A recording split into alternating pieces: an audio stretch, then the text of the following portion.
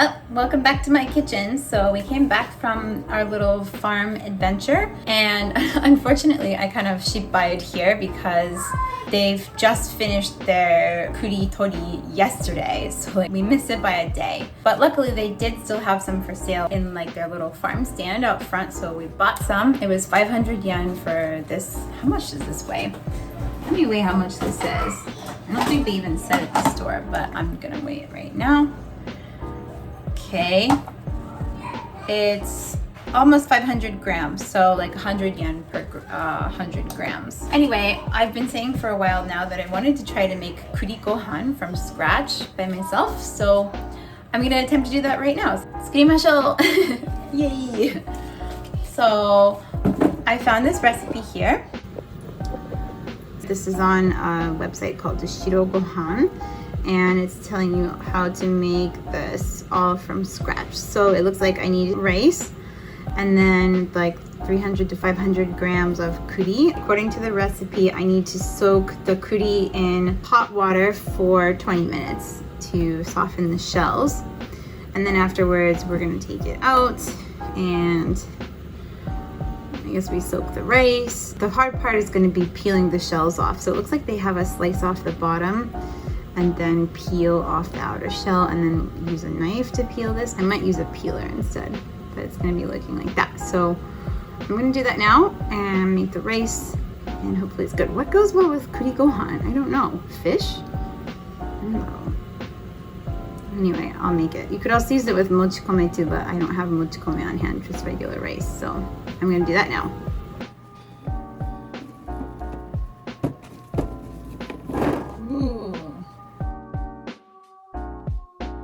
Look at this really mini one, it's so cute.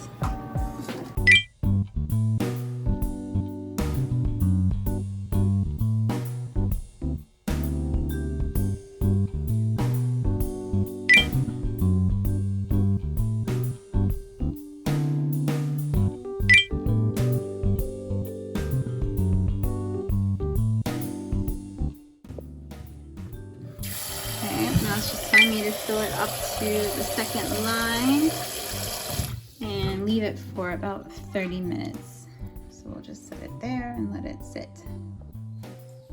Well, the time has come for me to peel the chestnuts now. So I always hear the most daunting task when you're preparing kuri is to take the shell off, because there's like an outer hard shell and then like there's an inner shell that's like really stuck tight against the kuri. I just been watching a bunch of YouTube videos while I was waiting for these to soak up the hot water, and like some people suggested the method that I'm doing where you place it in boiled water and then leave it for several minutes. And then I just came across another video that said that you should freeze them first before putting the boiling water on them, and obviously I didn't know about that and I didn't have time to do that, so that video actually made it look way easier to peel them, so I'm kind of regretting that. But for now, I'm just gonna go with the original method I was gonna use, which is just to peel them. It said to use a knife to peel off that inner skin, but I don't like peeling things with a knife. It's hard for me, so I'm gonna try using my handy little Y peeler here. So let's see if I can do this right. Ganbaru. Okay, here we go. Let's start with our first one. Okay, this is what it looks like. So we're going to chop off the end. It looks like that inside. Oh, it does peel off pretty easily, at least the hard outer shell. So far, not too bad. I wonder if I was to roast this first, if it would have been easier. But okay, yeah. やっぱりこれ皮抜きの難しいな. Let's try our little white peeler here. Oh, いけるよ. Because like when I looked at the videos of using the knife, it looks like it wasted so much of the niku inside. But if you use the wild peeler, I think you can like waste a lot less of it. It is hard to get in those little nooks and crannies. Okay, how many kuri is there? This is gonna take a long time. I can tell. But yeah, buddy, these are fresh, like they're not exactly perfect inside. There's some little minor flaws here and there. But they don't want you to have any sort of blemishes on these, so we're going to be very careful not to slice our fingers. I'm really excited. I don't often work with chestnuts because it's just not something I didn't grow up with, although a relative did have a chestnut tree, and like they used to give us chestnuts every year, but like they were always full of worms. I remember one year, he's my second cousin, I guess. He dropped off a huge bag of chestnuts and I was really excited. I was like, ooh, we can make something with these. And then I left them out on the counter and it was cold. It was like in December. Okay, that's the first one done. I guess I'm supposed to put these in water now. Let me get some water. Okay, I'm gonna put that in the water. That was one down. Now just a million more to go. Okay, so as I was saying, so my second cousin one year dropped off these kuri for us, and I was really excited. I was like, ooh, I've never really cooked with these before, and it came right from the neighbors, from his tree. He like lived behind my family's farm. And so it was December and it was cold outside, so we brought them inside and left them on a counter in like a brown paper bag. And I left them out for like a day or two. And like I remember one morning I was working in the kitchen and all of a sudden inside the bag I heard like this weird little like clicking kind of noise, like a that kind of a noise. And I was like, what the heck is that?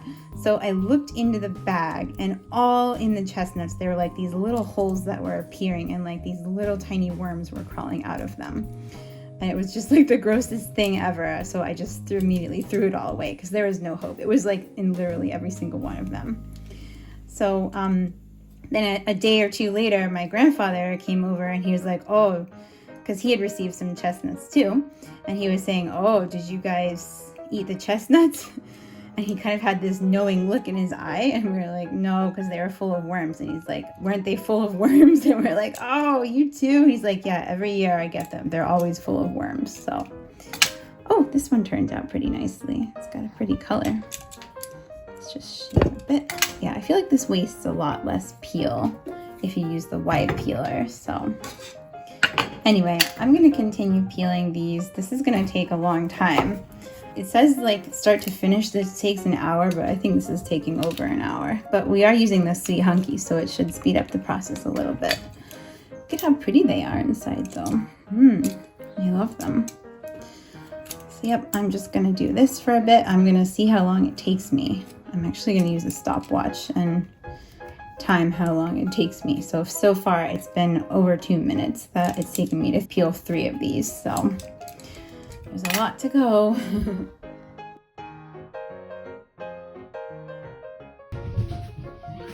Okay, it's been over half an hour and I've done this many and I still have this many left, and I found a bunch of worms. There's been at least 3 or 4 that were bad. Look, you can see the worm there. So I guess we're gonna have to toss that one out too. So I'm just about halfway done. Ooh, it's gonna take an hour. 2 hours later. Finally, okay, finished peeling all of them. This one is so pretty. Look at that. It's like perfect. Cut my finger once. Oh, this one's really nice too. Look at how yellow that one is. They're slightly sweet, like if you taste them. Anyway, okay, so now they're saying I should cut this and then we put some salt in and then we put the kuri on the top and then we can cook it.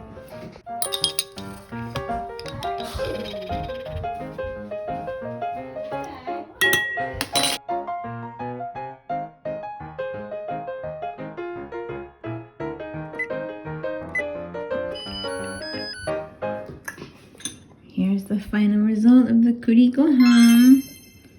Seems like it's pretty good. Mama. Okay, I'm gonna try some. Mama.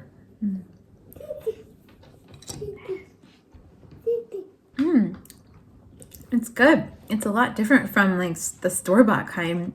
It's a lot more savory and like kind of the saltiness from the salt we added, and then the kuri is kind of like, yeah, I like it. It's yummy.